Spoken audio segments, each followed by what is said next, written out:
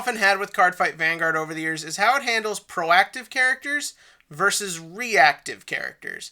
Now, what I mean by a proactive character is someone who is making decisions, coming to conclusions, processing the information being given to them, and then acting accordingly. A reactive character is someone who just kind of goes along with everything. You're not in their head a lot. You're not understanding why they do what they do. They just kind of, the plot happens and they go along with it. And Cardfight Vanguard has been very guilty of this over the years. If you want a quick example, let's look no further than Aichi. In the original series, Aichi is very reactive. Someone steals Blaster Blade from him, he just goes and gets it. Shin tells him to fight Misaki, he just goes and does it. Take this to V-Series Aichi. V-Series Aichi gets the shit kicked out of him. When you watch him then choose to get up and stand up for himself and get back what's his, that's an empowering moment where you really feel for the character and you really understand what he's like in his personality. When it's time for Misaki to have her first fight, this time it's not because Shin told him to, he actively makes the decision, this is also a shy, kind of quiet person, maybe I can connect with her, and he is the one who walks up to her and initiates the card fight. Some of you may be thinking these are fairly unimportant tasks, but the thing is, when you keep the character in a reactive state like this, it's mostly just an easy excuse to get your plot going the way you want it with minimal effort. This is what the big problem was in Season 2. Blaster Blade gets stolen, and everything just kind of goes along by what the instigator wants to happen. Aichi just goes and does the tournament saga just like Takuto wants. We never see Aichi processing information as he learns it. He's never making decisions based on what's going on. He is just constantly going along with what he has been told to do, and that's keep doing the tournament to win, and then you'll get answers. Not, I'm going to do what needs to be done right now. This, again, was fixed in V-Series when he actively goes out of the way to try and help people and deal with problems. That's because V-Series Aichi is more the stories written around him, not just whatever arbitrary plot is being done. This was also the big problem in G. Chrono, Shion, and Tokuha just do whatever Kamui tells them for the very crucial formative first arc of the show. Then when they do start making decisions, they're so simplistic and are just made on quick instinct, I don't feel that connection where I believe they would do these things. The reason I did this quick little thing is because, well, that's something that Overdress has now addressed and dealt with and put in a way that I can genuinely believe. You see, there was a great contrast depicted here between two of our main characters, that being Yuyu and Megumi. I'm glad I got her name right. But no, so after last week when Donji said he was quitting being a card fighter, the logical thing to do was to have it that the episode is predominantly told from the perspective of the people most influenced by Donji. On the one side of things, you have Yuyu, who has spent most of his life being passive, going along with everything, just doing what he's told. Getting into Vanguard is the first time he's really tried to put effort into things and try and create his own path in life. So, when Donji, a big part of why he is interested in doing this in the first place, leaves, he kind of just regresses. He goes right back to how he was before episode 1. He's passive again. He doesn't stand up for himself. He doesn't try and find Donji. He doesn't try and do anything.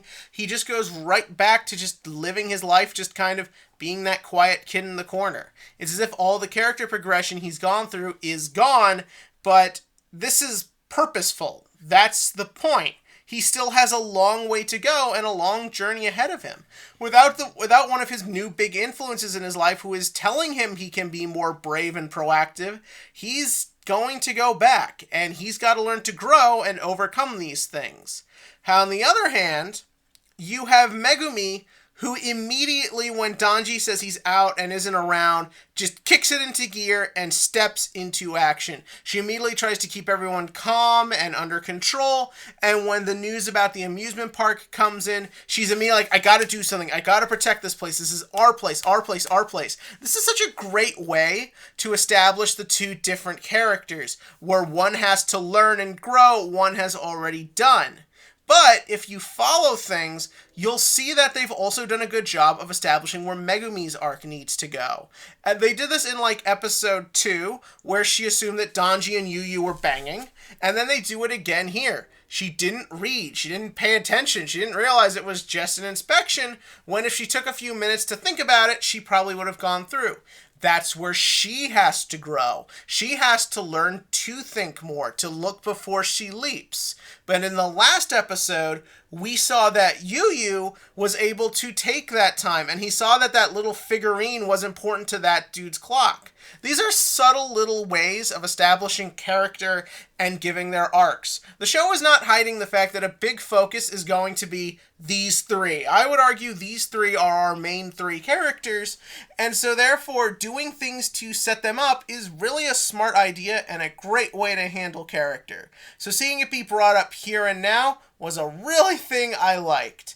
And now that we've gone over what was essentially the big, points of the episode, let us just kind of miscellaneously go over everything else for the next 4 minutes to make the algorithm happy. So, big things to talk about. Danji went to a shrine. What does the shrine have to do with anything? Fuck if I know. Speaking realistically, though, it's probably going to tie in to whatever backstory he has with Megumi's brother.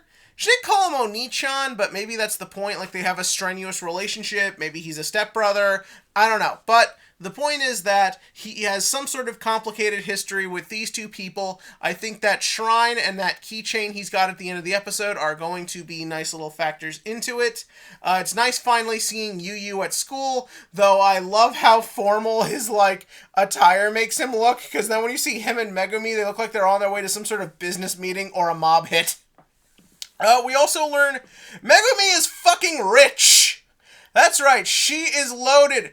Yuyu, my man, you know what you got to do. It is time to win that bitch over so you can get some of that loot. Aichi seemed to do it with Misaki. It is your turn. Do it. This show is horny enough to do it. Also, little thing I like that might seem weird at first. I like that someone acknowledges at Yuyu's school that Megumi is attractive. I always have this weird thing. I find it kind of annoying when they draw all these girls in these card game anime as being very feminine and very attractive, and it's just never goes anywhere. I'm not saying characters should be defined by their looks or their appearance, but I'm just saying, in the real world, if someone saw women who looked like Misaki or Megumi or Akiza or any of these other card game anime girls, they'd notice. So just taking that moment of frugality to notice is something I personally appreciate. So then we talked about the thing with the brother. There's some kind of weird relationship there. I wonder if Megumi... This might sound weird, but Megumi's outfit when she's at home looks kind of odd. I wonder if maybe she's related more to the main plot. Maybe they're already setting up that there's something kind of more going on here, and that's kind of your hint. How everyone, for the Tatsunagi's dressed weird, so maybe that's why these people dress weird. I don't know. It's probably nothing. Next thing of note. I am 100% with the belief that they should tear the amusement park down. Why is there just this abandoned amusement park in the middle of a city? Someone is going to break their fucking neck. I'm just being realistic here. Come on. Also, it's already being raided every night by people playing card games. They gotta do something about this shit. I don't care if Danji says he'll take it under control. It's not gonna work. Oh, also, other thing I loved. The bit with Danji and the other guy in the tank. That was really funny. And then when they all just beat the shit out of Danji for putting them through all this crap, I thought it was realistic. I like that there was resolution to the other guy getting into the argument with Yuyu. That was a nice little just moment of character. Did I miss anything? Oh, the bit with Danji at Yuyu's house. I thought that was pretty funny, too. I like how Danji is just, always shown as this, perfect person, but then he'll just have these moments where you realize he's kind of a blockhead and probably gets himself into a lot of trouble on a day-to-day basis. But I kind of like that they're sort of building up to this idea that Yuyu maybe looks up to Danji as almost sort of like a father figure. It looks like Yuyu's father isn't in the picture. I mean, we never saw Aichi's dad either, but I think there is specifically a reason they give Yuyu such a female influence with two older sisters and a mom. All of whom are really hot, by the way. I would bang the shit out of them. If you ever need a stepdad, Yuyu, call me. But no, but I can't help but wonder if that's maybe sort of the point. Like, Donji is kind of this father figure who Yuyu looks up to and sees how perfect he is. And who knows, maybe when we learn more about the plot later on, we'll find out maybe there's a reason for Yuyu not to look up to him. Probably, potentially. We'll see. So anyways, yeah, that was this week's episode of Cardfight Vanguard Overdress. I'm glad it gave me something to talk about besides just recapping.